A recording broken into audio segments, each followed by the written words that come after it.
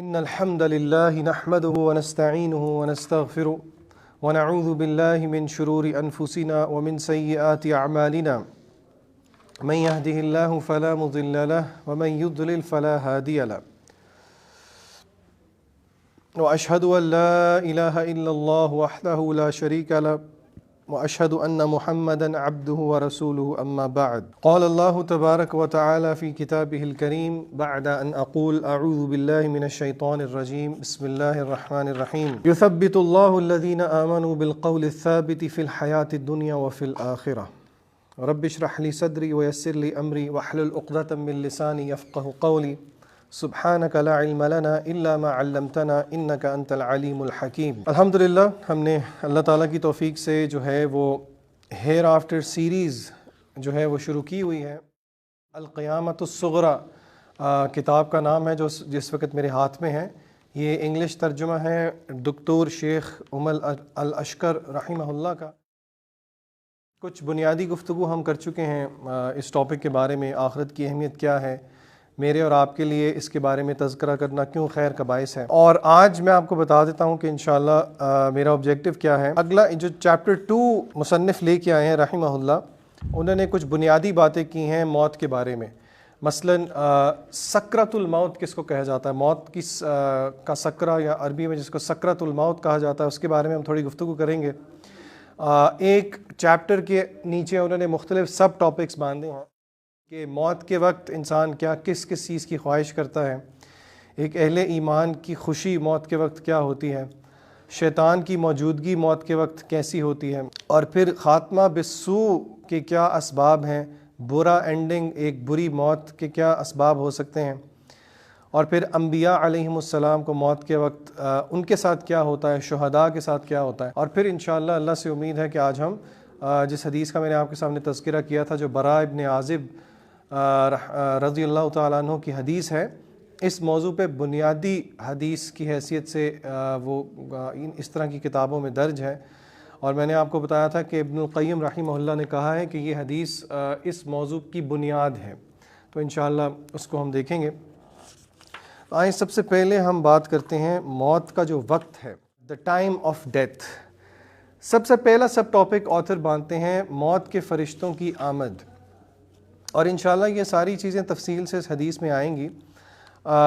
کچھ جو ہے وہ آیات کا انیشلی میں تذکرہ کر چکا ہوں، لیکن یاد دہانی کے لیے میں آپ کے سامنے دوبارہ وہ آیات رکھوں گا۔ اللہ تعالیٰ سورہ واقعہ میں فرماتے ہیں فَلَوْلَا إِذَا بَلَغَتِ الْحُلْقُومَ، تو پھر کیوں نہیں جب کہ روح حلق تک پہنچ جاتی ہے، وَأَنْتُمْ حِينَئِذٍ تَنْظُرُونَ، اور تم لوگ اس وقت دیکھ رہے ہوتے ہو، وَنَحْنُ أَقْرَبُ إِلَيْهِ مِنْكُمْ وَلَكِنْ لَا تُبْصِرُونَ، لیکن میں جو ہے وہ قریب ہوتا ہوں لیکن تم دیکھ نہیں سکتے۔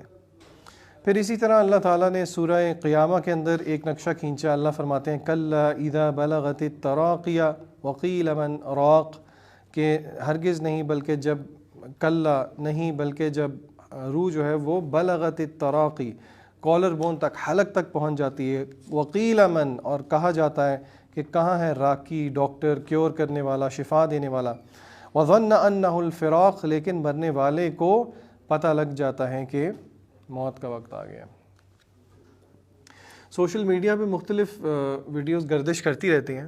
پچھلے دنوں ایک شیخ تھے، آپ نے دیکھا ہوگا، آپ میں سے اکثر لوگوں نے، خطاب کرتے ہوئے جو ہے ان کی جان نکلی، اور اس طرح کی بے شمار یوٹیوب پہ ویڈیوز ہیں، آپ دیکھ سکتے ہیں، عبرت کا مقام ہوتی ہیں۔ بہت کم ہے کہ ہم نے ہاسپٹل کے اندر یا اپنے کسی فیملی کے جاننے والے کو اس طرح سٹوپر آف ڈیتھ پہ دیکھا ہو، موت کے وقت دیکھا ہو، لیکن یہ کافی نصیحت ہے۔ اگر آپ اس طرح کی ویڈیوز وغیرہ بھی دیکھیں تو کافی نصیحت ہو جاتی ہے۔ اس میں منفی پہلو صرف نہیں ہے، یاد رکھیں اس میں پازیٹیو پہلو بھی ہے، کیونکہ اللہ تعالیٰ فرماتے ہیں سورہ حامیم السجدہ میں ان الذین قالوا ربنا اللہ ثم استقاموا، بے شک وہ لوگ جنہوں نے کہا کہ میرا رب اللہ ہے، ثم استقاموا، اور پھر اس پہ استقامت اختیار کی۔ استقامت اختیار کرنے کا کیا مطلب ہے؟ یہ ایک وسیع موضوع ہے، لیکن استقامت اختیار کرنے کا مطلب ہے کہ دین نے جس چیز کا حکم دیا ہے اس پہ استقامت کے ساتھ، پیشنس اور پریزرورنس کے ساتھ آپ نے ان اعمال کو کیا، اور جن چیزوں سے اللہ تعالیٰ نے روکا ہے ان چیز سے رک جانا۔ ایک سلف فرماتے ہیں سلف الصالحین کی جو کوٹس ہیں وہ کافی اہمیت کے حامل ہوتے ہیں. وہ فرماتے ہیں کہ نیک وہ نہیں ہے جو کہ وہ کام کرے جس کا اللہ تعالیٰ نے اس کو حکم دیا ہے. بڑا حکمت والا کوٹیشن ہے. وہ کہتے ہیں کہ نیک در حقیقت وہ نہیں ہے جو کہ نیکی کے کام کرے، بلکہ نیک وہ ہے جو کہ ان کاموں سے رک جائے جن سے اللہ نے روکا ہے. اصل چیز برائی سے رکنا ہے. نیکی تو انسان کر ہی لیتا ہے، نو ڈاؤٹ نیکی بھی اللہ کی توفیق سے ہے، لیکن اصل میں فَأَمَّا مَنْ خَافَ مَقَامَ رَبِّهِ وَنَهَى النَّفْسَ عَنِ الْهَوَىٰ، جو اللہ سے ڈر گیا اور جس نے اپنے نفس کی خواہشات سے اپنے آپ کو روک لیا. وَنَهَى النَّفْسَ عَنِ الْهَوَىٰ فَإِنَّ الْجَنَّةَ هِيَ الْمَأْوَىٰ، اس کے لیے جنت ٹھکانہ ہے. اس سے ایک یہ نقطہ بھی پتہ لگتا ہے کہ اہل جنت، یہ شیطان ہمیں بہت نیگیٹو وائبز دیتا ہے کہ مجھے بہت برے خیال آ رہے ہیں، میں بہت برا ہوں. یاد رکھ لیجئے اہل جنت کی ایک صفت یہ ہے کہ ان کو بہت شہوات ہوتی ہیں لیکن وہ ان شہوات کو روکتے ہیں. وَنَهَى النَّفْسَ عَنِ الْهَوَىٰ فَإِنَّ الْجَنَّةَ هِيَ الْمَأْوَىٰ. تو اللہ تعالیٰ فرماتے ہیں سورہ حامی و سجدہ میں، بے شک وہ لوگ جنہوں نے کہا کہ ان کا رب اللہ ہے، ثم استقاموا، اور پھر اس پہ استقامت اختیار کی، تتنزل علیہم الملائکۃ الا تخافوا ولا تحزنوا وابشروا بالجنۃ التي کنتم توعدون. مفسرین، جمہور مفسرین کے مطابق یہ ٹائم موت کا ٹائم ہے. موت کے ٹائم پہ اللہ ان لوگوں پہ فرشتے نازل ہوتے ہیں جنہوں نے کہا، جنہوں نے مانا کہ ان کا رب اللہ ہے، ثم استقاموا، اور پھر اس پہ استقامت اختیار کی. وہ فرشتے ان کو خوشخبری دیتے ہیں. کیا خوشخبری دیتے ہیں؟ دیکھیے موت کا وقت ابھی ہم پڑھیں گے. اب موت کا وقت آسان وقت نہیں ہے، یہاں تک کہ نبی کریم صلی اللہ علیہ وسلم کے لیے بھی آسان نہیں تھا، لیکن فرشتوں کا آ کے خوشخبری دینا اہل ایمان کے لیے بشارت سے کم نہیں ہوتا. وہ کیا کہتے ہیں؟ نحن اولیاؤکم فی الحیات الدنیا، ہم دنیا کی زندگی میں بھی تمہارے دوست تھے، وفی الآخرہ، اور آخرت میں بھی، وَلَكُمْ فِيهَا مَا تَشْتَهِي أَنفُسُكُمْ، اور یہاں پہ تمہارے لیے ہوگا جو تمہارا نفس خواہش کرے، وَلَكُمْ فِيهَا مَا تَدَّعُونَ، اور جو تم سے وعدہ کیا گیا ہے وہ تمہیں یہاں پہ ملے گا. نُزُلًا مِّن غَفُورٍ الرحیم، یہ غفور الرحیم کی طرف سے نزل ہے. نزل کہا جاتا ہے مہمان نوازی. آپ کسی کے گھر جاتے ہیں تو وہ مین کورس لانے سے پہلے آپ کو مشروب دیتے ہیں، سٹارٹر دیتے ہیں. تو یہ جو اللہ کہہ رہے ہیں نا کہ جو تم چاہو گے تمہیں ملے گا، جو تمہاری خواہش ہے، تم سے وعدہ کیا گیا ہے وہ تمہیں ملے گا، جو تم مانگتے ہو تمہیں ملے گا. یہ کیا ہے؟ سٹارٹر ہے. مین کورس تو پھر آپ جو ہے وہ انشاءاللہ جنت میں. اللہ سے ہم دعا کرتے ہیں کہ اللہ تعالی ہمیں عطا فرمائے. اچھا جی، اگلی بات سکرۃ الموت. اللہ تعالیٰ فرماتے ہیں سورہ قاف میں آیت نمبر 19 میں، وَجَاءَتْ سَكْرَةُ الْمَوْتِ بِالْحَقِّ، اور جب موت کی سکرہ آ جائے گا حق کے ساتھ. حق کے ساتھ. دیکھیے سکرۃ الموت آپ سب لوگوں نے یہ لفظ سنا ہوگا. اس کی اگر آپ لغوی بحث کی طرف چلے جائیں تو الراغب اصفہانی اپنی کتاب میں المفردات میں بتاتے ہیں کہ یہ جو لفظ ہے یہ سکر سے ہے. عربی میں اس کو سین، کاف اور را کا جو مادہ ہے وہ اس کا میننگ نشہ بھی ہوتا ہے. وَتَرَى النَّاسَ سُكَارَىٰ وَمَا هُمْ بِسُكَارَىٰ وَلَكِنَّ اللَّهَ عَذَابَ الشَّدِيدِ. سورہ حج کی آیت میں نے آپ کے سامنے پڑھی ہے. اللہ تعالیٰ نے قیامت کا نقشہ کھینچا ہے کہ تم دیکھو گے وَتَرَى النَّاسَ سُكَارَىٰ، لوگ نشے میں ہوں گے، وَمَا هُمْ بِسُكَارَىٰ، لیکن وہ اصل میں نشے میں نہیں ہوں گے. وہ نشہ کس چیز کی وجہ سے ہوگا؟ اللہ کا عذاب جو ہے وہ بہت شدید ہوگا. تو آپ دیکھیں کہ وہاں پہ جو لفظ ہے یہی لفظ استعمال ہوا ہے سکارہ، جو کہ اسی سے نکلا ہے. تو موت کی سکرۃ الموت کو سکرۃ الموت اس لیے کہا گیا ہے کیونکہ موت کی سختی ایسی ہے کہ انسان کانشیسنیس اور یعنی کہ جسے کہتے ہیں نا بے ہوشی کی حالت ہونا بھی اور نہ بھی ہونا. یعنی کہ موت کی سختی اس طرح کی ہے کہ انسان بے ہوش ہوتا ہے، پھر ہوش میں آتا ہے، پھر بے ہوش ہوتا ہے، جس کو موت کی غشی بھی کہا جاتا ہے. عام طور پہ آپ اردو کے الفاظ میں سنتے ہیں. اور اسی طرح قرآن مجید میں اس کو فی غمرات الموت بھی کہا گیا ہے ایک اور جگہ پہ. اللہ تعالیٰ نے جب کفار کی موت کا ذکر کیا. حدیث میں آتا ہے کہ حضرت عائشہ رضی اللہ تعالیٰ عنہ فرماتی ہیں کہ نبی کریم صلی اللہ علیہ وسلم جب اپنے بستر مرگ پہ تھے اور اپنی آخری بیماری میں تھے تو آپ فرماتی ہیں کہ میں نے کبھی بھی نبی کریم صلی اللہ علیہ وسلم کو اس سے زیادہ تکلیف میں نہیں دیکھا. تو آپ فرماتی ہیں کہ یعنی کہ روایت کے الفاظ ہیں کہ حضرت عائشہ نے اپنے والد کو حضرت عائشہ کے والد کون تھے؟ حضرت ابو بکر.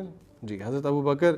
حضرت عائشہ نے جب اپنے والد صاحب کو اپنی آخری حضرت ابو بکر کے فائنل مومنٹس میں جو ہے وہ وزٹ کیا تو حضرت عائشہ نے ایک شعر پڑھا کہ بے شک جو دولت ہے وہ کسی کو بھی موت کی سکرات سے روکتی نہیں ہے. تو پھر حضرت ابو بکر نے اپنا چہرہ مبارک جو ہے وہ انکور کیا، چادر سے ڈھکا ہوا تھا، اور پھر کہا کہ بلکہ تم یہ کہو وجاءت سکرۃ الموت بالحق ذلک ما کنتم منہ تحید. غالباً اس طرح آیا تھا، یہ وہ چیز ہے جس کو تم اوائڈ کرتے رہے تھے.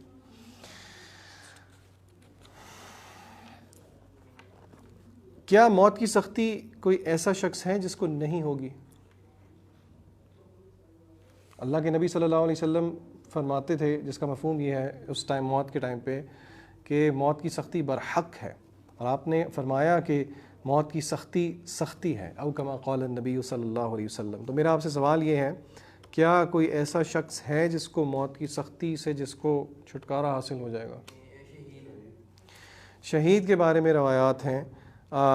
شیخ صاحب اس کتاب میں بھی انہوں نے ایک سب ٹاپک لے کے آئے ہیں. وہ کہتے ہیں کہ نبی کریم صلی اللہ علیہ وسلم سے ہمیں پتہ لگتا ہے کہ ایک روایت کے مطابق کہ شہید کی اس موت کی سختی کو کم کیا جائے گا، اور ابو ہریرہ رضی اللہ تعالیٰ عنہ سے روایت ہے کہ نبی کریم صلی اللہ علیہ وسلم نے فرمایا کہ شہید کو موت کی درد نہیں ہوتی بلکہ بہت تھوڑی سی. یہ جامع ترمذی کی، سنن نسائی کی، الدارمی کی روایت ہے، اور اسے غریب حسن حدیث کہا گیا. موت کے وقت انسان کیا تمنا کرے گا؟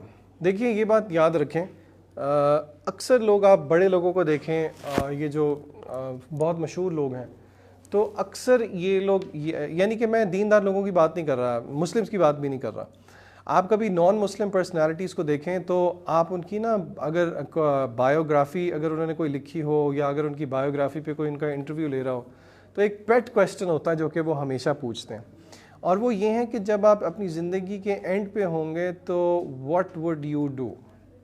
تو وہ کہتے ہیں جی وی ول لک ایٹ دا بیک، ہم پیچھے مڑ کے دیکھیں گے کہ ہاں ہم نے we did create an impact, something on these lines. وہ کچھ اس طرح کی بات کرتے ہیں. اگر آپ قرآن مجید کے اعتبار سے دیکھیں تو قرآن مجید ہمیں کیا بتاتا ہے کہ موت کے وقت انسان کیا کیا تمنا کرے گا. کچھ آیات میں آپ کے سامنے رکھتا ہوں. کسی کو پتہ ہے موت کے وقت قرآن مجید کی روح سے انسان کیا تمنا کرے گا؟ جی صدقہ کرے، ٹھیک ہے. اور ٹھیک ہے، لیکن قرآن مجید کی کچھ ایکسپلیسٹ آیات ہیں. مثلا سورہ مؤمنون میں اللہ تعالیٰ فرماتے ہیں، آیت نمبر 99 اور 100 میں اللہ فرماتے ہیں حتیٰ اذا جاء احدهم الموت، حتیٰ کہ یہاں تک کہ ان میں سے کسی کو جب موت آ جاتی ہے، قال رب ارجعون، وہ کہتا ہے کہ یا اللہ مجھے واپس لوٹا دے، لعلی، کیوں، اعمل صالحا فیما ترکت، کہ میں نیک اعمال کر لوں جو میں پیچھے چھوڑ آیا ہوں. اللہ تعالیٰ فرماتے ہیں کلا، ہرگز نہیں، انہا کلمہ، بس یہ ایک کلمہ ہے جو کہ ہوا قائلہا، اس نے کہہ دیا ہے، وَمِن وَرَائِهِمْ بَرْزَخٌ إِلَى يَوْمِ يُبْعَثُونَ، اس کے پیچھے ایک برزخ ہے قیامت کے دن تک، اور قیامت کے دن کے بعد ان کو ریزریکٹ کیا جائے گا، بعث بعد الموت. موت کے وقت شیطان کی پریزنس، دیکھیے شیطان کا مقصد کیا ہے. اگر میں آپ سے ایک سوال پوچھوں، شیطان کا سول آبجیکٹو کیا ہے؟ اس پہ بات ہوئی تھی میرے خیال سے ایک آدھ دفعہ پہلے. شیطان کا آبجیکٹو کیا ہے؟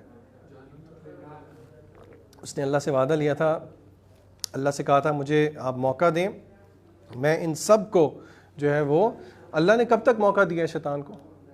الی یوم یبعثون، ٹھیک ہے. اللہ تعالیٰ نے اس کو موقع دیا ہے شیطان کو، اور شیطان جو ہے وہ موت کے ٹائم، کیونکہ موت کا ٹائم اس کے لیے سب سے اہم کیوں ہے؟ کیونکہ وہ موت کا ٹائم شیطان کے لیے گمراہ کرنے کے لیے اہم کیوں ہے؟ موت کے وقت شیطان آ کے گمراہ کرنے کی کوشش کرتا ہے. میرا سوال یہ ہے کہ اس کے لیے یہ گولڈن اپرچونٹی کیوں ہے؟ انما الاعمال بالنیات والی حدیث سب کو پتہ ہوتی ہے. ایک اور حدیث بھی ہے، انما الاعمال بالخواتیم، اعمال کا، یعنی کہ آپ جو جس چیز پہ آپ کی موت آئی وہ آپ کا فیٹ ڈیسائیڈ کرتی ہے. ایک صحابی رسول صلی اللہ علیہ وسلم جو ہے وہ انہوں نے جو ہے وہ حالت احرام میں تھے، احرام باندھا ہوا تھا، اونٹ سے گرے، کہیں ایسی چوٹ لگی سر پہ کہ فوت ہو گئے. تو اللہ کے نبی صلی اللہ علیہ وسلم نے فرمایا کہ یہ قیامت کے دن جب اٹھایا جائے گا تو یہ تلبیہ پڑھ رہا ہوگا، لبیک اللہم لبیک، لبیک لا شریک لک لبیک۔ کیوں؟ کیونکہ وہ جس حالت پہ فوت ہوا اللہ اس کو اسی حالت پہ اٹھائے گا۔ تو آپ سوچیں، ہمارے میری ایک ٹیچر تھیں، وہ ایک دفعہ قصہ سنا رہی تھیں کہ بہت وہ اپسیٹ تھیں۔ وہ کہتی ہیں بائک پہ میں نے 2 لڑکوں کو دیکھا، پیچھے ایکسیڈنٹ ہوا، بائک نہر کی سٹوری ہے یار، یہ پرانی بات ہے جب نہر کے سائڈ پہ بہت گرینری ہوتی تھی اور نیچے وہ مطلب گراؤنڈ سا ہوتا تھا، تھوڑی 7-8 فٹ کی کھائی ہوتی تھی اور پھر گراؤنڈ ہوتا تھا۔ 2 بائک پہ لڑکے جا رہے تھے، ینگ لڑکے تھے، ایکسیڈنٹ ہوا، وہ نیچے گرے، پیچھے والا تو بچ گیا، اگلے والے کی ڈیتھ ہو گئی۔ اور پیچھے والے کا دکھ کیا تھا کہ اس کا جو آخری کلمہ تھا اس کے منہ سے نکلا تھا وہ ایک گالی نکلی تھی۔ تو آپ دیکھیں کہ جس طرح کے حدیث کی روح میں ہے کہ آپ سوچیں کہ قیامت کے دن وہ گالی نکالتا ہوا اٹھایا جائے گا نبی کریم صلی اللہ علیہ وسلم کی حدیث کے مطابق۔ اور یہ چیز ہمارے لیے ایک قسم کا ایک بہت بڑا موٹیویٹنگ فیکٹر یہ ہے، علماء سمجھاتے ہیں کہ جب آپ گناہ کر رہے ہیں تو آپ یہ سوچ لیں کہ ہو سکتا ہے یہ آپ کا آخری وقت ہو، آپ کس حالت میں چاہتے ہیں کہ اللہ تعالیٰ ہمیں اٹھائے۔ امام احمد کے بارے میں آتا ہے کہ امام احمد ابن حنبل کے بارے میں آتا ہے کہ ان کے بیٹے عبداللہ نے کہا کہ جب امام احمد فوت ہو رہے تھے تو ان کے بیٹے نے کہا کہ بلکہ یہ امام احمد نے نہیں بلکہ امام احمد کے بارے میں ہی ہے کہ ان کے بیٹے نے ان سے کہا کہ آپ، امام احمد نا نہیں بول رہے تھے، تو ان کا بیٹے بڑے حیران ہوئے، اور موت کا کیونکہ ٹائم تھا تو کبھی آپ بے ہوش ہوتے، کبھی آپ ہوش میں آتے، بے ہوش ہوتے۔ تو پھر ان کے بیٹے نے پوچھا یہ آپ کیا کر رہے تھے؟ نہیں۔ تو امام احمد نے جواب دیا کہ شیطان بالکل میرے ساتھ کھڑا ہے، اپنے ناخن چبا رہا ہے، یعنی کہ بہت کوشش کر رہا ہے کہ مجھے بھٹکا دے، لیکن میں اس کو کہہ رہا تھا نہیں۔ اور بہت ساری روایات ہیں کہ شیطان جو ہے، ہاں جی، روایات کے مطابق اصل میں موت کا ٹائم اس طرح کا ٹائم ہوتا ہے کہ آپ ایک عالم سے عالم برزخ میں جا رہے ہیں، تو اللہ بہت سے حقائق کھول دیتے ہیں۔ ابھی ہم دیکھیں گے کہ موت کے وقت تو ہم فرشتوں کو بھی دیکھ لیں گے۔ اس کے بعد جلدی سے اگلا جو باب باندھا ہے شیخ نے وہ یہ ہے کہ برے خاتمے کے اسباب کیا ہیں، برے خاتمے کے اسباب کیا ہیں۔ اور یہ یہ پورا ایک موضوع ہے، علماء نے اس پہ دروس دیے ہیں اور غالباً کچھ کتابیں بھی لکھی ہیں، لیکن اشارہ میں آپ کو کرتا چلوں گا صرف انہی پوائنٹس کے مطابق جو کہ شیخ یہاں پہ لے کے آئے ہیں۔ سب سے پہلے عقائد کی غیر درستگی، بندے کا ایمان اور عقیدہ خراب ہو تو گڑبڑ ہے۔ کیوں گڑبڑ ہے؟ اللہ تعالیٰ کے بارے میں عجیب خیالات ہوں۔ دیکھیں، ایک ہوتا ہے ذہن میں عجیب خیالات آ جانا، اس پہ پکڑ نہیں ہے، لیکن عقیدتاً کوئی کہے کہ میں سمجھتا ہوں کہ بس کوئی پاور ہے، چاہے وہ اللہ ہو، چاہے وہ وشنو ہو۔ اللہ تعالیٰ قرآن مجید میں فرماتے ہیں قُلْ هَلْ نُنَبِّئُكُمْ بِالْأَخْسَرِينَ أَعْمَالًا، کیا ہم آپ کو اے نبی کریم صلی اللہ علیہ وسلم اعمال کے اعتبار سے سب سے زیادہ خسارے میں جانے والے لوگوں کے بارے میں نہ خبر دیں؟ الَّذِينَ ضَلَّ سَعْيُهُمْ فِي الْحَيَاةِ الدُّنْيَا، جو دنیا کی زندگی میں یہ سمجھتے رہے کہ ہم بہت محنت کر رہے ہیں، وَهُمْ يَحْسَبُونَ أَنَّهُمْ يُحْسِنُونَ صُنْعًا، لیکن اللہ تعالیٰ جو ہے ان کے سارے اعمال برباد۔ عقائد کی درستگی، اللہ تعالیٰ کے بارے میں، اللہ کے رسول کے بارے میں، اللہ کی کتابوں کے بارے میں، اس لیے ضروری ہے کہ میں اور آپ اپنے دین کو پڑھیں، سمجھیں اور صحیح طرح سیکھیں۔ اس کا یہ مطلب نہیں ہے کہ آپ یہ رویہ، اکثر لوگ یہ رویہ کرتے ہیں کہ جی اب کیا ہم اپنے دین کے بارے میں پڑھنا شروع کر دیں، سارا ٹائم ہم قرآن مجید ہی پڑھتے رہیں۔ آپ مجھے خود بتائیں کسی چیز کے بارے میں، یہ آج سے 10 سال پیچھے چلے جائیں، امیجن کریں 10-15 سال پہلے آپ کو کوئی ٹچ فون دکھاتا، آپ کو دقت ہوئی؟ پہلی دفعہ جب آپ نے ٹچ فون لیا آپ کو دقت ہوئی؟ اینڈرائڈ سے ایپل پہ شفٹ ہوئے تھوڑی دقت ہوئی؟ سیکھ لیا؟ اور اللہ تعالیٰ نے اگر آپ سے یہی پوچھ لیا کہ دین کے بارے میں کیا خیال تھا؟ آپ سب لوگوں نے ویکسین یا تو بڑوں نے لگوائی ہوگی یا لگوانی ہوگی، سب نے کچھ نہ کچھ ریسرچ کی، کون سی لگوائیں، ریسرچ کی کہ نہیں کی؟ کچھ گوگل کیا ہوگا، کچھ مشاورت کی ہوگی۔ تو دین پہ آ کے دین کیوں مسکین بن جاتا ہے؟ تو اس لیے دین کے بارے میں علم حاصل کرنا ضروری ہے۔ نمبر 2، دوسرا سبب برے خاتمے کا، گناہوں میں دوام اختیار کرنا۔ سورہ بقرہ کے اندر آتا ہے بلا من کسب سیئۃ، وہاں پہ کسی خاص گناہ کی بات بھی نہیں ہوئی۔ علماء کہتے ہیں سیئۃ یہ نکرہ ہے، کوئی بھی گناہ، بلا من کسب سیئۃ، کوئی ایک بندہ کوئی گناہ کما لے، وَأَحَاطَتْ بِهِ، اور وہ گناہ اس کا احاطہ کر لے، فَأُولَٰئِکَ أَصْحَابُ النَّارِ هُمْ فِيهَا خَالِدُونَ۔ علماء نے یہاں پہ یہ بات بھی سمجھائی ہے۔ اب لوگ اکثر سوال کرتے ہیں یہ کبیرہ گناہ ہے یا صغیرہ گناہ ہے؟ کبیرہ گناہ احاطہ کر لے تو پھر تو بہت ہی خطرناک بات ہے، لیکن صغیرہ گناہوں کو بھی چھوٹا نہیں سمجھنا چاہیے، کیونکہ حدیث میں آیا ہے، نبی کریم صلی اللہ علیہ وسلم نے فرمایا کہ ان سے بچو، اور آپ نے مثال دی چھوٹی چھوٹی، آپ خود دیکھیں ایک چھوٹی سی ٹہنی ٹوٹ جاتی ہے، لیکن جب آپ ان کو ایک ڈھیر بنا لیں 100-200 ٹہنیوں کا تو وہ نہیں ٹوٹے گا۔ تو اس لیے چھوٹے گناہوں سے بچنا چاہیے، اور اللہ نے بہانے رکھے ہیں چھوٹے گناہوں کو کی مغفرت کے۔ مثلا کھانا کھانے کے بعد کی دعا کیا ہے؟ الحمدللہ الذی اطعمنی ھذا ورزقنیہ من غیر حول منی ولا قوہ۔ اس کا مطلب ہے الحمدللہ الذی اطعمنی، تعریف ہے اس ذات کی جس نے اطعمنی مجھے کھانا کھلایا، ورزقنی مجھے رزق دیا، من غیر حول منی ولا قوہ، میری اس میں کوئی طاقت نہیں تھی، کوئی اپنی ایفرٹ نہیں تھی۔ مفہوم اس کا یہ ہے، یہ دعا آپ کو توحید بھی سکھا دیتی ہے۔ حدیث میں آتا ہے کہ یہ کھانا کھانے کے بعد جو دعا پڑھ لے اللہ اس کے سارے گناہوں کو معاف کر دیتا ہے، چاہے وہ سمندر کی جھاگ کے برابر ہے۔ علماء کہتے ہیں اللہ نے بہانے رکھے ہیں معاف کرنے کے۔ جتنی بھی روایات ہیں جو کہ اس طرح سارے گناہوں کی معافی کا ایک ہمیں خبر دیتی ہیں، یاد رکھیں وہ صغیرہ گناہ ہیں۔ کبیرہ گناہ کیسے معاف ہو سکتے ہیں؟ سچی توبہ سے، توبۃ نصوحا، توبہ کی جائے، سب سے پہلے تہیہ کیا جائے کہ یہ گناہ نہیں کرنا۔ نمبر 2، بہت ندامت ہو، الندم التوبہ، حدیث کے الفاظ ہیں، آپ صلی اللہ علیہ وسلم نے فرمایا ندامت ہی توبہ ہے۔ ندامت ہو جانی، اور ندامت کیسی ہونی چاہیے؟ کوئی باؤنڈری ہے، کوئی کرائٹیریا ہے ندامت کا میرے اور آپ کے پاس؟ قرآن مجید نے ایک نقشہ کھینچا ہے ندامت کا، جو کہ میرے اور آپ کے لیے کرائٹیریا ہونا چاہیے۔ غزوہ احزاب کے اندر اگر میں غلط نہیں ہوں تو سب مسلمانوں کو آرڈر تھا نبی کریم صلی اللہ علیہ وسلم کا کہ اس پہ جانا ہے۔ منافقین نے بہانے بنائے، آپ نے ایکسیپٹ کر لیے اور آپ نے کچھ نہیں کہا۔ 3 صحابی تھے جو کہ منافق تو نہیں تھے، لیکن ان سے سستی ہوئی اور انہوں نے بعد میں اپنی سستی کا اعتراف کر لیا، دنیاوی وجوہات کی وجہ سے وہ نہیں گئے۔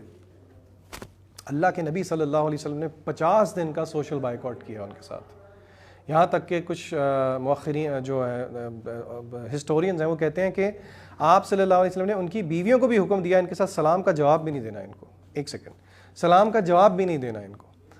قرآن مجید نقشہ کھینچتا ہے کہ ان کو اتنا ریگریٹ تھا کہ ان پہ زمین تنگ پڑ گئی۔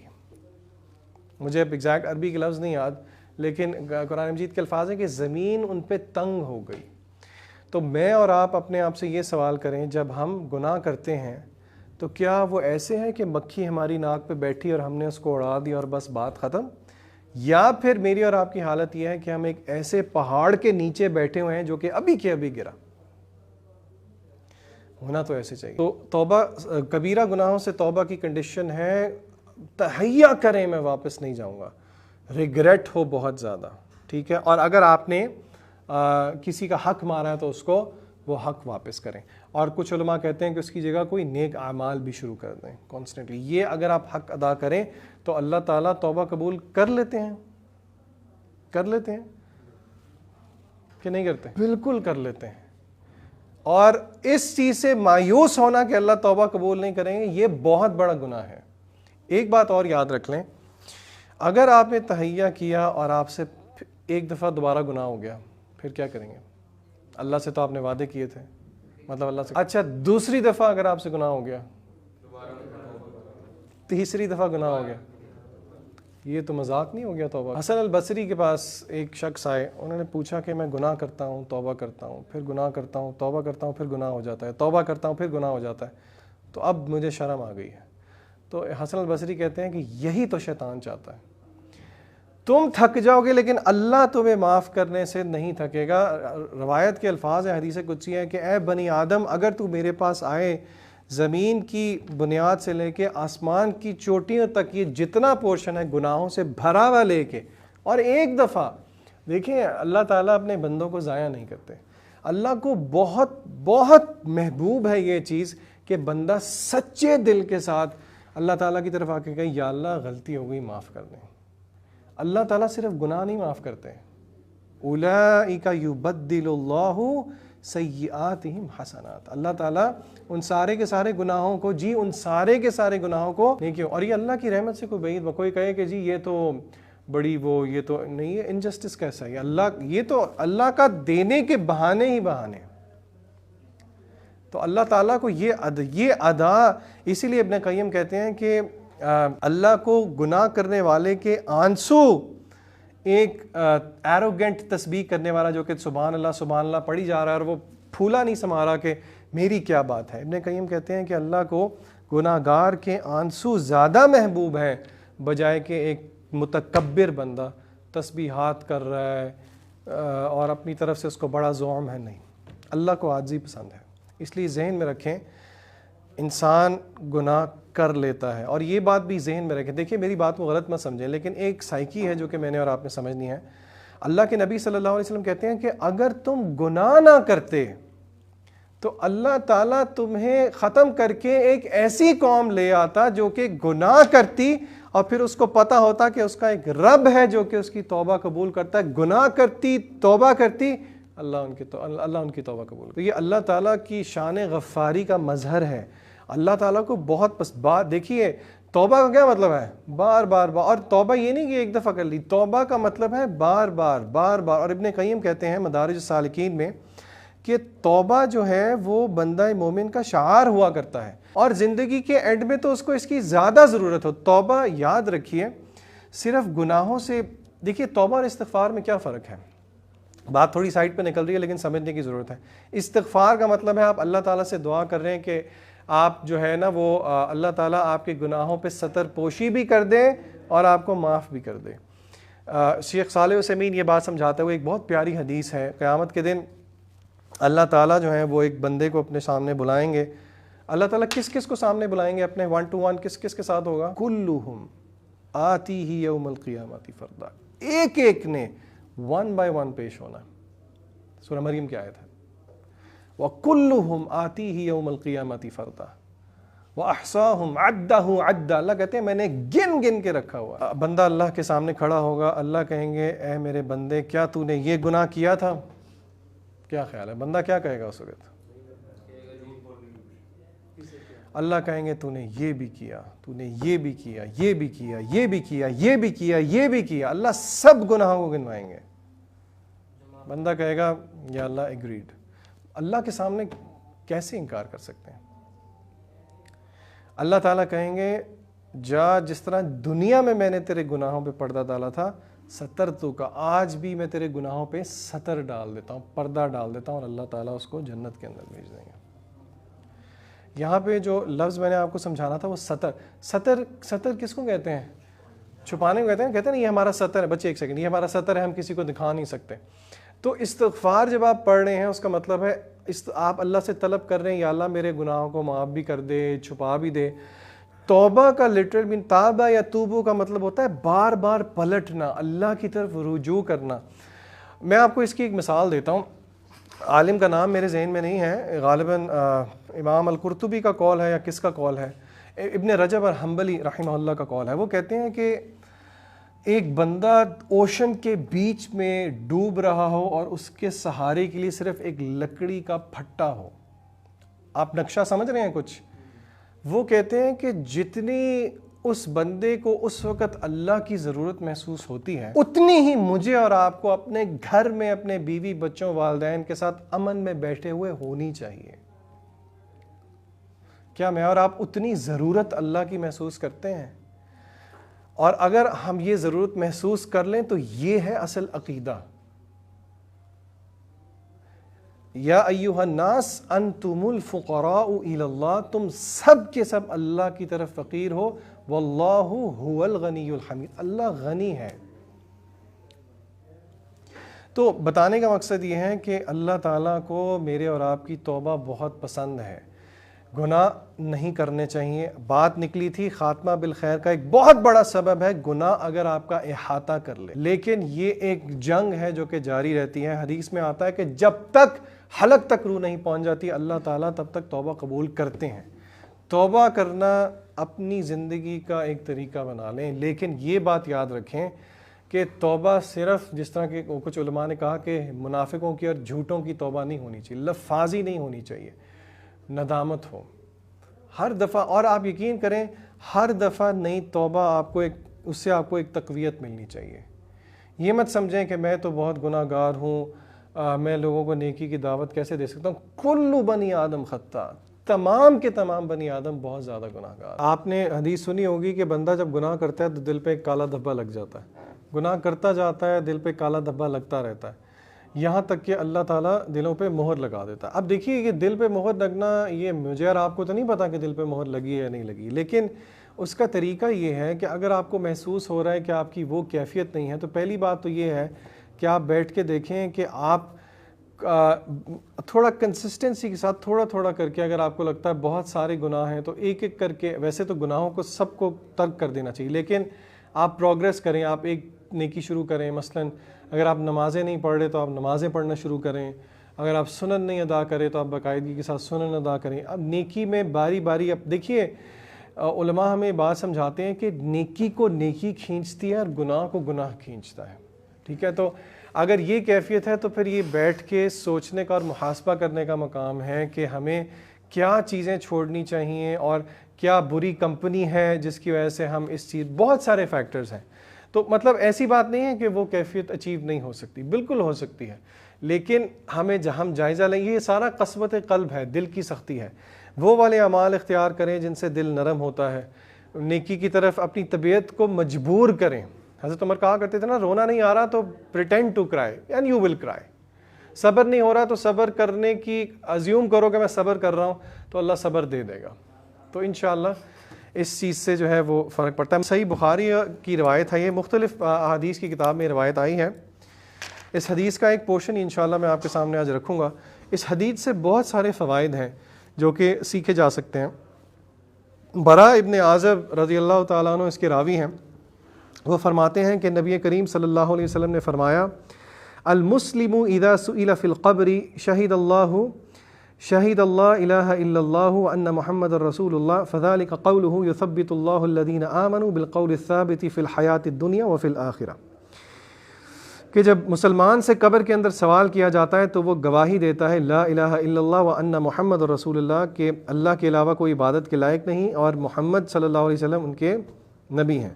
اور پھر آپ نے یہ آیت کوٹ کی سورہ ابراہیم کی کہ یثبت اللہ الذین آمنوا بالقول الثابت, اللہ ثابت قدم رکھتا ہے اہل ایمان کو بالقول الثابت. قول ثابت سے مراد یہاں پہ کلمہ توحید ہے. روایت اس طرح شروع ہوتی ہے کہ براء ابن عازب رضی اللہ تعالیٰ عنہ کہتے ہیں کہ ہم نبی کریم صلی اللہ علیہ وسلم کے ساتھ ایک انصاری صحابی کا جنازہ پڑھنے گئے. ہم جب قبر کی سائٹ پہ پہنچے, جب قبر کی جگہ پہ پہنچے تو ہم نے دیکھا کہ قبر جو ہے ابھی پوری طرح تیار نہیں ہوئی تھی. نبی کریم صلی اللہ علیہ وسلم جو ہیں وہ بیٹھ گئے, آپ نے تشریف رکھی اور باقی صحابہ جو ہیں وہ بھی بیٹھ گئے, اور اتنے سٹل بیٹھے کہ صحابہ کہتے ہیں کہ پرندے جو ہیں ہمارے ارد گرد ہمارے سروں کے ارد گرد گھوم رہے تھے. نبی کریم صلی اللہ علیہ وسلم نے لکڑی کا ایک پیس آف وڈ جو ہے وہ ہاتھ میں پکڑا ہوا تھا, اور آپ اس لکڑی کے پیس سے جو ہے زمین کو اس طرح مار رہے تھے. پھر آپ صلی اللہ علیہ وسلم نے اپنا چہرہ مبارک اٹھایا 2 یا 3 دفعہ اور کہا استعیذوا باللہ من عذاب القبر, استعیذوا باللہ من عذاب القبر, استعیذوا باللہ من عذاب القبر, کہ اللہ کی پناہ مانگو قبر کے عذاب سے. پھر آپ صلی اللہ علیہ وسلم نے فرمایا, اب ایک پورشن اس حدیث کا ہے اہل ایمان کے بارے میں. ان العبد المؤمن, اچھا میں ساری عربی آپ کے سامنے نہیں رکھوں گا, لیکن عربی کا تھوڑا آپ کے سامنے رکھنے کا مقصد یہ ہے, کچھ الفاظ اس میں ایسے ہیں جو کہ خالی ٹرانسلیشن سے وہ میننگ نہیں دیتے. آپ صلی اللہ علیہ وسلم نے فرمایا ان العبد المؤمن اذا كان في انقطاع من الدنيا واقبال من الاخرہ, کہ جب بندہ مومن کا انقطاع کا وقت آتا ہے دنیا سے آخرت کی طرف, اور آخرت کی طرف جانے کا وقت آتا ہے, نزل الیہ ملائکہ, اس کی طرف فرشتے نازل ہوتے ہیں, من السماء بید الوجوہ, بہت زیادہ سفید چہروں والے فرشتے نازل ہوتے ہیں, کأنہم وجوہہم الشمس, اور ان کے چہرے اتنے سفید ہوتے ہیں جیسے کہ سورج ہوتا ہے. معہم کفن من اکفان الجنہ, ان کے ساتھ جنت کا کفن ہوتا ہے. وحنوط من حنوط الجنہ, اور جنت کی خوشبو میں سے ایک خوشبو ہوتی ہے. حتی یجلسوا منہ مد البصر، وہ اس سے اتنے دور بیٹھ جاتے ہیں، یعنی کہ اس کے پاس اس طرح بیٹھ جاتے ہیں جہاں تک اس کی نظر جاتی ہے۔ علماء سمجھاتے ہیں کہ اس سے مقصد یہ ہے کہ وہ پورا ایک انٹراج آپ سمجھیں فرشتوں کا ہے، یعنی کہ بندہ مومن کے لیے موت کے وقت جنت سے فرشتے ہی فرشتے اتر رہے ہیں، چہرے ان کے اتنے سفید ہیں جیسے کہ سورج ہے، اور ان کی تعداد کتنی ہے، وہ بندہ ان کو کہاں تک دیکھ سکتا ہے، جہاں تک اس کی نظر جاتی۔ ثم یجیء ملک الموت، پھر آتا ہے موت کا فرشتہ، حتی یجلس عند رأسہ، اور وہ اس کے سر کے پاس آتا ہے، سر کے پاس جو ہے وہ کھڑا ہوتا ہے، بیٹھتا ہے، فیقول، اور وہ کہتا ہے ایتھا النفس الطیبہ، اے طیب نفس، اخرجی الی مغفرۃ من اللہ ورضوان، نکلو اللہ کی مغفرت کے ساتھ اور اس حال میں کہ اللہ تم سے راضی ہے۔ قال فتخرج تسیل کما تسیل القطرۃ من فی السقاء، تو اس کی روح ایسے نکلتی ہے جیسے پانی کے جگ میں سے پانی کا ایک قطرہ گرتا ہے، بہت مشکل سے گرتا ہے قطرہ، کیسے گرتا ہے؟ ایسے گرتا ہے، بہت آسانی سے گرتا ہے۔ فَيَأْخُذُهَا، تو وہ اس کی روح کو پکڑ لیتے ہیں۔ کون اس کی روح کو پکڑتا ہے؟ موت کا فرشتے۔ فَإِذَا أَخَذَهَا لَمْ يَدَعُوهَا فِي يَدِهِ طَرْفَةَ عَيْنٍ، آنکھ جھپکنے کے برابر کے ٹائم تک وہ اس کو پکڑتے ہیں، حَتَّى يَأْخُذُهَا فَيَجْعَلُهَا فِي ذَلِكَ الْكَفَنِ وَفِي ذَلِكَ الْحَنُوطِ، تو وہ فوراً جو باقی فرشتے آئے ہوتے ہیں وہ اس کو لے کے اس کو وہ کفن پہنا دیتے ہیں جو کہ جنت سے ہے، اور اس کو وہ خوشبو لگا دیتے ہیں جو کہ جنت سے ہے۔ وَيَخْرُجُ مِنْهَا كَالطَّيِّبِ نَفْحَةِ مِسْک، اور اس سے ایک ایسی پیاری مسک کی خوشبو آتی ہے، اور یہ مسک کہاں کی مسک ہے؟ یہ پرشیا یا روم کی مسک نہیں ہے، یہ کہاں کی مسک ہے؟ جنت کی مسک ہے، جنت کی خوشبو ہے۔ فَيَسْعَدُونَ بِهَا فَلَا يَمُرُّونَ بِهَا یعنی علی ملأ من الملائکہ الا قالوا ما هذه الروح الطیبہ، تو اس کی روح کو لے کے جیسے ہی فرشتے پرواز کرنا شروع کرتے ہیں تو راستے میں باقی فرشتے پوچھتے ہیں یہ کس کی روح ہے، کس کی نیک روح ہے؟ فیقولون فلان ابن فلان بأحسن اسمائه التي كانوا يسمونه بها في الدنیا، تو اس کو اچھے اچھے ناموں سے کہا جاتا ہے کہ یہ فلانا بندہ ہے، فلانا بندہ ہے۔ یہ اچھے اچھے ناموں سے کیا مراد ہے؟ اب یہاں پہ میرے اور آپ کے لیے سوال ہے، کیا میرے اور آپ کی غیر موجودگی میں لوگ ہمیں اچھے ناموں سے یاد کرتے ہیں؟ یار یہ اچھا بندہ تھا، یہ سچا بندہ تھا، یہ وعدہ پورا کرنے والا تھا، یہ غیرت مند تھا، یہ جھوٹا نہیں تھا، یہ بہت اچھا تھا لوگوں کے ساتھ، بہت رحیم تھا، بہت خیال رکھنے والا تھا۔ یہ وہی نام ہیں جن ناموں سے دنیا کے اندر لوگ آپ کو بلاتے ہیں۔ اب آپ مجھے بتائیے، کیا میری اور آپ کی حرکتیں ایسی ہیں کہ لوگ ہمیں کہیں؟ یا اس کا یہ مطلب نہیں کہ ہم چاہیں کہ لوگ ہمیں یہ کہیں، لیکن آپ خود دیکھیں، کیا لوگ کہیں یہ تو نہیں کہتے یار یہ تو بہت بڑا جھوٹا ہے، اس نے تو، یہ تو پیسہ خور ہے، پیسے کھاتا ہے، یہ تو چغل خور ہے، چغلی کرتا ہے، بیک بائٹر ہے، فلانا ہے، فلانا ہے۔ حتی ینتہو بہ الی السماء الدنیا، یہاں تک کہ وہ آسمان دنیا تک یعنی کہ پہلے آسمان تک پہنچ جاتا ہے۔ فیفتح لہ، تو اس کو ہر کتنے آسمان ہیں ٹوٹل جی بتائیں ذرا؟ 7 آسمان ہیں۔ اچھا، تو جیسے جیسے اس کو اوپر لے کے جایا جاتا ہے اس کے لیے جنت کے، اس کے لیے ہر آسمان کے دروازے کھولے جاتے ہیں، اور ہر آسمان کے جو ملائکہ ہیں، جو رہنے والے ہیں، وہ اس کو اچھے الفاظ میں دیکھتے ہیں، اس کے بارے میں اچھا گمان کرتے ہیں، یہاں تک کہ وہ 7ویں آسمان تک لایا جاتا ہے۔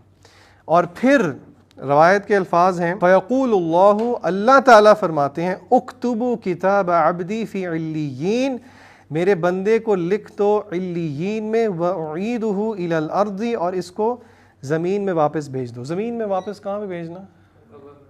قبر کے اندر، اس کو زمین کے اندر واپس بھیج دیں۔ فَإِنِّي مِنْهَا خَلَقْتُهُمْ وَفِيهَا أُعِيدُهُمْ وَمِنْهَا أُخْرِجُهُمْ تَارَةً أُخْرَى، یہ قرآن مجید کی ایک آیت ہے جس کا مطلب یہ ہے کہ اس کو زمین کی طرف واپس بھیج دو، کیونکہ میں نے اس کو اسی سے پیدا کیا ہے اور اس کو اسی کی طرف بھیجنا ہے اور اس کو اسی سے ایک دفعہ دوبارہ قیامت کے دن اٹھانا ہے۔ قال فتعاد روحه فی جسدہ، تو اس کی روح کو اس کے جسم کے اندر واپس بھیجا جاتا ہے۔ فیأتیہ ملکان فیجلسانہ فیقولان لہ، تو پھر اس کے پاس دو فرشتے آتے ہیں۔ ہاں جی، کون سے فرشتے ہیں؟ جو قبر کے اندر آتے ہیں، منکر اور نکیر۔ ان کے بارے میں کچھ روایات میں آیا ہے کہ یہ بہت سخت فرشتے ہیں، چاہے نیک ہو چاہے سخت ہو، یہ بندے کو بٹھاتے ہیں۔ ان کی جو ڈسکرپشن آئی ہے کچھ روایات میں وہ یہ ہے، ان کی آنکھوں کا کلر جو ہے وہ نیلا ہے۔ واللہ عالم اس کی حقیقت کیا ہے، لیکن بہرحال یہ کچھ روایات میں اس طرح موجود ہے۔ وہ بندے کو اٹھاتے ہیں اور اس سے پوچھتے ہیں، فیقول ما دینک، تیرا دین کیا ہے؟ تو بندہ کیا بولتا ہے؟ دینی الاسلام۔ یہ سوال کا جواب کیسے دے گا جی وہ؟ اچھا، یہ تو عربی میں پوچھ رہا ہے، آپ کو عربی آتی ہے تو اس کا مطلب عربی سیکھنی پڑے گی۔ یہ بات ذہن میں رکھ لیجئے کہ وہاں پہ جو سوال کا جواب ہے وہ دے سکے گا جس نے اس کو حقیقت کا جامہ پہنایا ہوگا، جس نے کلمے کے ساتھ زندگی گزاری ہوگی۔ یثبت اللہ الذین آمنوا بالقول الثابت، اللہ تعالیٰ ثابت قدم کس کو رکھے گا؟ بالقول الثابت، اللہ تعالیٰ کس کو کلمہ نصیب کرے گا؟ جس نے زندگی استقامت کے ساتھ کلمے پہ گزاری ہو۔ ما دینک فیقول دینی الاسلام، میرا دین اسلام ہے۔ جس نے دنیا کے اندر اسلام کو اپنا دین سمجھا ہوگا، اسلام کو اپنایا ہوگا، اپنی زندگی پہ فخر کے ساتھ، کانفیڈنس کے ساتھ، کسی ملامت کا ڈر نہ ہوتے ہوئے، صرف اللہ سے ڈرتے ہوئے۔ فیقولان لہ ما ھذا الرجل الذی بعث فیکم، اس شخص کے بارے میں کیا خیال ہے؟ علماء کہتے ہیں کہ نبی کریم صلی اللہ علیہ وسلم کو دکھایا جائے گا تو وہ کہے گا، فیقول ہوا رسول اللہ صلی اللہ علیہ وسلم۔ اچھا، تو پھر وہ فرشتے سے پوچھیں گے، فیقولان لہ ما علمک، تجھے کیسے پتہ لگا؟ یہ بات ہے میرے اور آپ کے سمجھنے کے لیے۔ وہ کیا جواب دے گا؟ فیقول قرأت کتاب اللہ فآمنت بہ وصدقت، میں نے اللہ تعالیٰ کی کتاب کی تلاوت کی، اس پہ ایمان لے کے آیا اور اس کی تصدیق کی۔ رک جائیں، سوال کریں، کیا میں اور آپ اللہ تعالیٰ کی کتاب کی تلاوت کرتے ہیں؟ قرات، تلاوت کا کیا مطلب ہے یہاں پہ؟ تلاوت کا مطلب صرف تلاوت کرنا نہیں ہوتا۔ والشمس وضحاها والقمر اذا تلاها، تلاها کا مطلب ہوتا ہے فالو کرنا۔ والشمس، اللہ کہتے ہیں کہ والشمس وضحاها، جب سورج جو ہے وہ جلوہ افروز ہوتا ہے، وضحاها واللیل، والشمس وضحاها والقمر اذا تلاها، جب چاند اس کے پیچھے چلتا ہے۔ قرآن مجید کی تلاوت، قرآن مجید کی سمجھ، قرآن مجید کو اپلائی کرنا، یہ سارا کچھ اس میں شامل ہے۔ تو خود ہمیں اس حدیث میں پتہ لگ رہا ہے کہ وہ شخص جو ہے وہ کیسے کہہ رہا ہے کہ مجھے نبی کریم صلی اللہ علیہ وسلم کا پتہ ہے، قرأت کتاب اللہ فآمن، اور ایمان لے کے آیا، وصدقت بھی، اور تصدیق کی ہے۔ کیا میں اور آپ ہول ہارٹیڈلی یہ کہہ سکتے ہیں کہ we believe in the Quran, I testify? یہ بڑی بات ہوتی ہے۔ میں کہہ رہا ہوں نا، میں ان بھائی کے بارے میں گواہی دیتا ہوں کہ یہ سچے آدمی، یہ بہت بڑی سٹیٹمنٹ کہہ رہا ہوں، یعنی کہ اپنی ذمہ داری پہ۔ کیا میرے اور آپ کا قرآن مجید کے ساتھ یہ تعلق ہے کہ ہم کہہ سکیں وصدق؟ ایک تو ہے الحمدللہ ہم مسلمان گھرانے میں پیدا ہوئیں، یہ اللہ کی بہت بڑی نعمت ہے، آپ یقین کریں، لیکن کیا واقعی وہ ایک کنوکشن مجھے اور آپ کو، اگر آپ رک جائیں آج اور سوچیں، کیا واقعی یہ کتاب اللہ ہے؟ کیا واقعی میرا ایمان ہے؟ کیا یہ اللہ کی طرف سے آئی ہے؟ فَيُنَادِي مُنَادٍ مِّنَ السَّمَاءِ ان، اچھا میں نے پہلا سوال جو ہے مر ربو کا، ربی اللہ، اور دوسرا سوال تھا ما دینو کا، میرے خیال سے میں نے ربی اللہ کو مس کر دیا۔ تیسرا سوال تھا نبی کریم صلی اللہ علیہ وسلم کا۔ تو پھر حدیث کے آگے الفاظ ہے فَيُنَادِي مُنَادٍ مِّنَ السَّمَاءِ، تو آسمان سے آواز دینے والا آواز دے گا، یعنی کہ علماء نے یہاں پہ اس کی شرح کی ہے، یعنی کہ اللہ فرمائیں گے ان صدق عبدی، میرے بندے نے سچ بولا ہے، فَأَفْرِشُوهُ مِنَ الْجَنَّةِ، اس کی قبر کی زمین کو جنت کی زمین بنا دو، وَأَلْبِسُوهُ مِنَ الْجَنَّةِ، اس کو جنت کا لباس پہنا دو، وَافْتَحُوا لَهُ بَابًا إِلَى الْجَنَّةِ، اس کی قبر کے اندر جنت کے کا ایک دروازہ کھول دو. قَالَ فَيَأْتِيهِ مِن رُوحِهَا وَطِيبِهَا، اور اس کو وہاں سے جنت کی ٹھنڈی ہوا اور اس کا منظر آئے گا. اور لہو فی قبرہ مد البصرہ، اور اس کی قبر کو اتنا کھلا کر دیا جائے گا جہاں تک کہ اس کی نظر جاتی ہے. وَيَأْتِيهِ رَجُلٌ، اور اس کے پاس ایک ایسا شخص آئے گا، حسن الوجوہ، بہت خوبصورت شخص اس کے پاس آئے گا. حسن الثیاب، بہت خوبصورت کپڑے پہنے ہوں گے. طیب الریح، اور اس سے بہترین خوشبو آ رہی ہوگی. اور وہ اس کو کہے گا ابشر بالذی یسرک، آج تجھے بشارت ہے. ھذا یومک الذی کنت توعد، آج اس چیز کی تجھے بشارت ہے جس چیز کا تجھ سے وعدہ کیا گیا. تو بندہ پوچھے گا بھائی آپ کون ہیں؟ من انت فوجہک الوجہ الذی یأتی بالخیر، جو کہ خیر کی ایک خبر لے کے آ رہے ہیں. تو وہ بندہ پتہ کون ہوگا؟ حدیث کے الفاظ ہیں انا عملک الصالح، میں تیرے نیک اعمال. یہ وہ نیک اعمال ہیں جن کو میں اور آپ کیجولی نیکی ہے نا کوئی بات نہیں چھوڑ دیتے ہیں. ان نیک اعمال کی قدر ہوگی قبر کے اندر، جو کہ قبر کے اندر نہ تو بیوی ہوگی، نہ امی ہوں گے، نہ ابو ہوں گے. قبر کے اندر کے ساتھی کون ہے؟ یا تو قرآن یا اعمال. اور یہ دیکھا جائے تو ایک ہی چیز ہے. انا عملک الصالح فیقول ربی اقم الساعہ، تو بندہ کہے گا جو فوت ہو گیا، یا اللہ قیامت جلدی سے آ جائے. ربی اقم الساعہ، قیامت جلدی سے آ جائے. حتی ارجع الی اہلی و مالی، تاکہ میں جلدی سے اپنے گھر والوں کے پاس، اپنے مال کے پاس چل جاؤں. کیوں؟ کیونکہ اس کو پتہ ہے آگے اب بشارت ہی بشارت ہے. اللہ سے ہم دعا کرتے ہیں اللہم ارحم علی احوالنا ولا تنظر الی سوء اعمالنا. اللہ کی رحمت سے یہ بعید نہیں ہے کہ اللہ ہمیں ان بندوں میں شامل کر دیں. آئے ہم دعا کرتے ہیں، یہ بہترین دن ہے، بہترین گھڑی ہے مغرب سے پہلے کی. یا اللہ ہمیں ان لوگوں میں شامل کر دے جن کا تذکرہ ہم نے ابھی پڑھا ہے. آپ سے ہم دعا کرتے ہیں اس کلاس کی برکت سے، اس محفل کی برکت سے ہمارے صغیرہ کبیرہ تمام گناہوں کو معاف کر دے. یا اللہ ہمیں آپ توفیق دے دیں یا اللہ کہ ہم سچی توبہ کریں، توبۃ النصوحہ کریں. یہاں سے ہم اٹھیں تو ہمارے صغیرہ کبیرہ تمام گناہ جو ہیں وہ معاف ہوں. اور اللہ سے ہم دعا کرتے ہیں کہ اللہ تعالی ہمیں دنیا میں بھی استقامت دے اور آخرت میں بھی، اور ہمیں ان سب اسباب سے دور رکھے جو کہ خاتمہ بالسوء کا سبب بنتے ہیں، اور ہر اس سبب کو اپنانے کی توفیق دے جو کہ خاتمہ بالخیر کا سبب بنتے ہیں. ربنا آتنا فی الدنیا حسنہ وفی الآخرۃ حسنہ وقنا عذاب النار. اللہم انا نسألک حسن الخاتمہ، اللہم انا نعوذ بک من عذاب القبر، اللہم اجرنا من النار، اللہم انا نسألک الجنۃ الفردوس. وآخر دعوانا ان الحمد للہ رب العالمین. جزاکم اللہ خیرا.